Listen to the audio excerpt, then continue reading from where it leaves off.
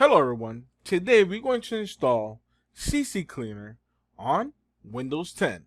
So let's begin. So I'm going to open up a browser. Pick any browser you like. I prefer Firefox. So I'm going to type on the search CCleaner. Alright, we're going to click on this link. Just to let you guys know, if you are going to download it, if you click here on the first link here, it's going to just drop you down. And then if you click here, it's just going to get you into this page. And here is usually where you get to click on the download button, the actual download, right? And then it starts downloading. That's so tedious. That's what I got to say. It's finished downloading.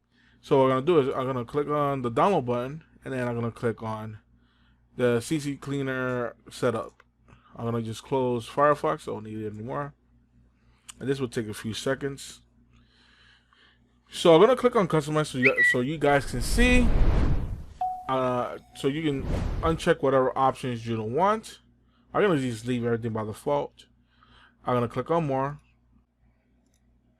You can click on browse and install CCleaner on your C drive or any additional drives you have on your computer, right? So what I'm gonna do is you're gonna leave everything by default and click install. This just takes a few seconds. So I'm gonna uncheck this and I'm gonna run CCleaner. And this is how you install CCleaner. Like, comment, and subscribe. Thank you for watching. Peace.